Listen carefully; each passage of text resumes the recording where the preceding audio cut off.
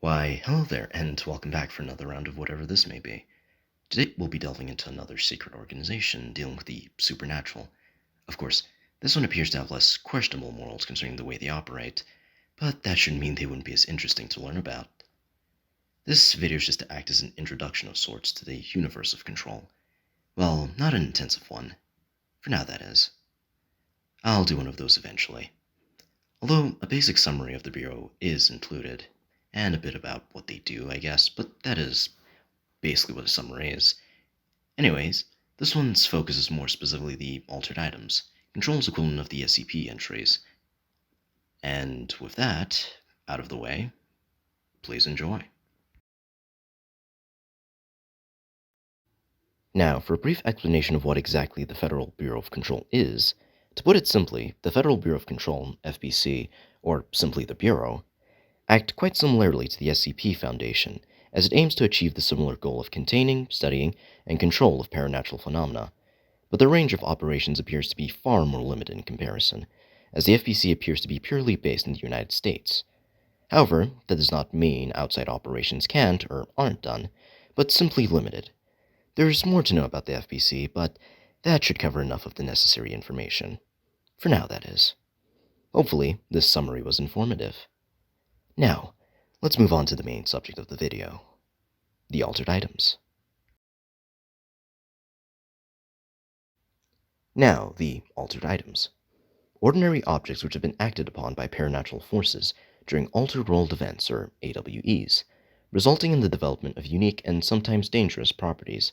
They are distinguished from objects of power in that they lack an inherent connection to the board, or the ability for para-utilitarians to bind to them and wield their abilities. Altered items are studied and contained by the Federal Bureau of Control in the Panopticon, located in the containment sector, as well as in other areas of the oldest house. Of course, this isn't of the Bureau's own volition. The term altered item is modern FBC terminology.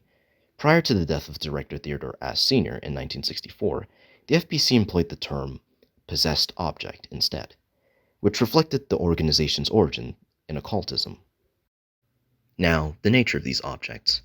Altered items are ordinary objects acted upon by paranatural forces during altered world events as stated previously, resulting in these items being infused with unpredictable energies. For example, resonance, like the hiss. Like objects of power, altered items represent archetypes in the human collective unconsciousness. In other words, symbols and imagery given psychological significance through daily rituals, culture, and urban legends. The inception of altered items is in their representation of these archetypes. Because of this, there is a clear connection between the forces affecting altered items and the human mind. It is possible that the archetypes in the human collective unconsciousness determine the nature and perhaps the behavior of altered items. While they are not sentient, altered items do possess inherent programming, or fixations that compel them to cause certain events to occur repeatedly. These behaviors cannot be controlled, but altered items can be influenced or tamed through ritualistic processes similar to totem worship. As the altered items are used to being worshipped by humanity, the Federal Bureau of Control gathers altered items discovered in altered world events and contains them in the Panopticon, and elsewhere in shrine-like cells, adapting to their needs and volatile natures. The connection between altered items and their inferred archetypal origins is not clear. Based on their nature, it is possible that the paranatural properties of altered items always correlate to the archetypes they represent, while their distinction from objects of power lies largely in the fact that altered items are not connected to the board.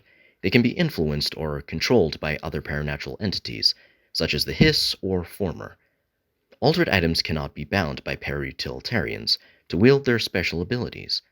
Theodore Ash Jr. theorized that altered items become objects of power when a connection is created by the board.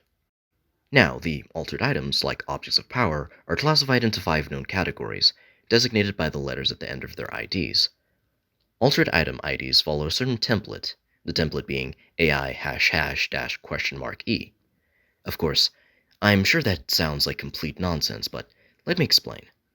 The 2 hashes represent the number of the altered item, with this based on its chronological date of acquisition relative to the other altered items, the $E being one of the 5 known AI/OOP categories: KE, PE, UE, AE, and BE. Of these categories, by far the most AIs fall under the KE category. The exact meaning of these designations is currently not known, but general observations are as follow. KE-class altered items all possess a direct physical effect, whether on themselves or on their surroundings. 14 altered items and 6 objects of power are listed as KE-class. PE-class altered items all possess a psychological or psychic effect on living beings, such as hypnosis or mood alteration.